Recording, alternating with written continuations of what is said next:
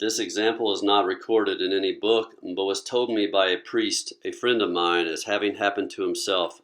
This priest was hearing confessions in a church when a young man stood before him who seemed to wish, but at the same time to fear, to go to confession.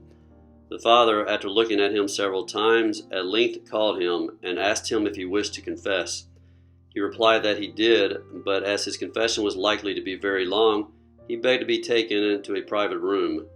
The penitent there began by saying that he was a foreigner and of noble birth, but who had led such a life that he did not believe it possible that God would pardon him.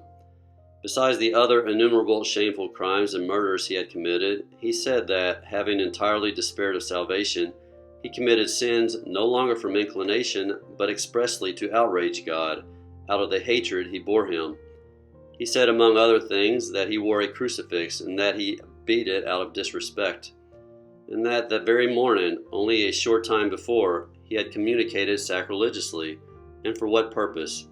It was that he might trample the sacred host under his feet, and he had indeed already received it, and had only been prevented from executing his horrible design by the people who would have seen him.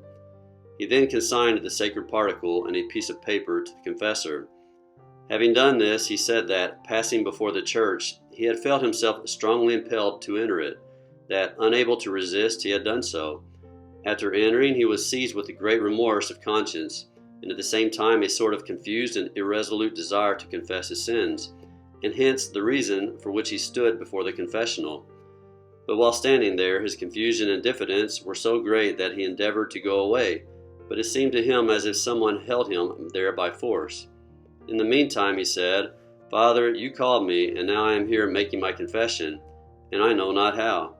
The father then asked him if he ever practiced any devotion during the time, meaning toward the Blessed Virgin, for such conversions only come through the powerful hands of Mary. "None, Father. Devotions indeed. I looked at myself as damned." "But reflect again," said the father. "Father, I did nothing," he repeated. But putting his hand to his breast to uncover it, he remembered that he wore the scapular of Mary's dolours. "Ah, my son," said the confessor, "dost thou not see it is our Blessed Lady who has obtained thee so extraordinary a grace? And know," he added, "that to her this church is dedicated." On hearing this, the young man was moved and began to grieve and at the same time to weep.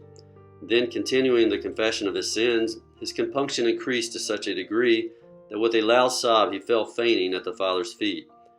When he had been restored to consciousness, he finished his confession, and the father with the greatest consolation absolved him, and sent him back to his own country entirely contrite and resolved to change his life, giving the father full permission to preach and publish everywhere the great mercy that Mary had shown him.